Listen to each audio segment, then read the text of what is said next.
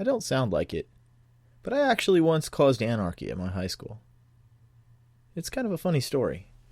I was posting something today on Facebook. It was from Pricenomics. Is every speed limit too low? It was something that was posted by Instapundit. And I read it, and as usual, we get to find out that the government likes to set speed limits that are just too low, and one of the reasons is so they can use those speed limits to write tickets to people who aren't driving any faster than is safe. But technically they're in violation of the law, so slap them with a speeding ticket. Well, California has a law, I don't know. This happened a long time ago, so I'm not sure what the state of California law is now. But the law in California said that if they didn't have a speed limit, a speed survey, that's what it was. If they didn't have a speed survey done in the last 5 years, then they couldn't post a speed limit. The posted speed limit wasn't valid. The California Basic, it's not really called the California Basic Speed Law, even though that's what we called it. But it worked out that if there wasn't a 5-year speed survey done, then it fell back into drive reasonable and prudent speeds. So, and I mean, that's always the basic law of speed. If it's not safe, if it's not reasonable, don't drive it. So what's safe and reasonable and prudent changes based on the conditions. So even though the speed limit says 35, if it's raining cats and dogs, maybe 35 is too slow or too fast. And, you need to drive slower so they can give you a ticket for going too fast in the rain. Well, guess what? It actually works in reverse too. If the speed survey hasn't been done, the speed limit sign is not valid, and therefore it falls back to reasonable and prudent. Well, my dad got a speeding ticket. He was driving past in front of City Hall. He gets a radar speed ticket. The speed limit was set to 25 miles an hour. So Dad goes into the traffic engineer's office and says, "Hey, give me the speed survey for this road." Well, it turns out that there's no speed survey in the last 5 years. So Dad's, rubbing his hands. Ha, I'm going to win this ticket. He's like, so what speed surveys do you have in the last 5 years? And that's when the bomb drops. They hadn't done any in the entire town. So basically, every single speed limit sign posted within the town of Walnut, California was invalid. That meant that it was reasonable and prudent was the law of the land, with 4 basic exceptions. In those days, I don't know what the law is now, but in those days, the law said that there were 4 places where the speed limit was set by statute. That was in a residential area, as we all know, 25 miles an hour, in a school zone, which was 35 miles per hour, in an alleyway, which I never saw much in the way of alleyways, but it was listed, and I think it was 15 miles an hour. And then there was some speed limit for crossing a railroad track. It might have been 15, it might have been 25, I have no idea. But there were only 4 places that the law said specifically what the speed was, unless you were like out on the highway, and that was some stupid federal law back then, which was 55 on the freeways. So it wasn't a school zone.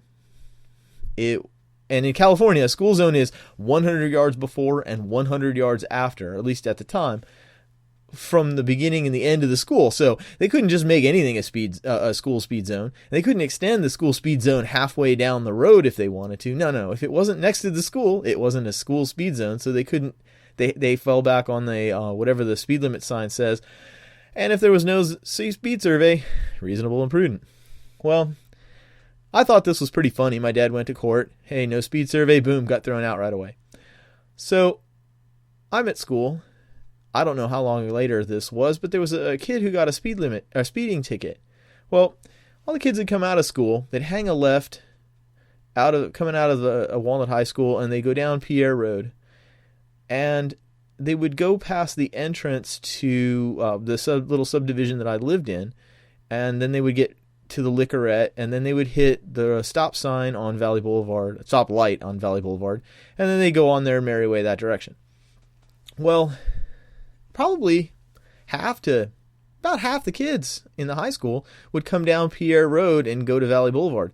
And the cop liked to sit with his car completely covered and a radar gun going right on the road that was the entrance to my subdivision.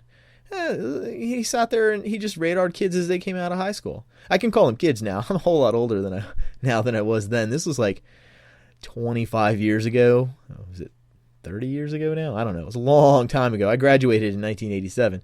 So they're kids now. And we were kids. I didn't think we were kids at the time, but they were. So he'd hand out speeding tickets like, he was giving out candy. And he complained. He's like, I got a speeding ticket. And I said, well, there's no valid speed surveys in this entire town. He's like, well, so what? I said, well, the rule is no valid speed survey. That means the speed limit on the sign doesn't count. It's reasonable and prudent. And all you have to do is show that it's reasonable and prudent to drive down that road at what speed were you doing? It's, it's set at 25 and you were doing 37. Go to the judge. And pretty much the judge is I think the other thing was if they couldn't even use radar. Like the radar was invalid. So they radar you and they say, well, you were doing this fast. Guess what? It doesn't matter because you didn't have a speed survey, so you can't use radar on that road. It's kind of a weird law. Well, so this kid's like, yeah, whatever. I said, just go to court. You're going to court anyway. And in California, it's kind of different than it is here in North Carolina. In California, you go there and you plead guilty and you say, can I take traffic class or traffic school? You go to traffic school, and as long as you don't screw up any time in the next year, then the ticket drops. If you can't do it more than once a year. Well, I said, you're going to go anyway. You're going to ask for traffic school. So while you're there, take a risk. Say, hey, look, I went down. There's no speed survey on this road. I went down to the traffic engineer. The traffic engineer says no speed survey. So that means that they can't use radar. Well, he's like, yeah, whatever. I'll give it a shot. Goes down there, comes back. He's like, you are not going to believe this, but I said, you told the judge. The judge says, okay, ticket's thrown out, right? He's like, yeah. Well, this spreads around the school like wildfire.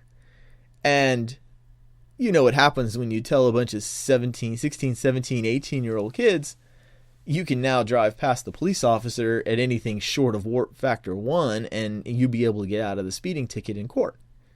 Well, they all did. So my father, he knew one of my teachers, Mr. Izette.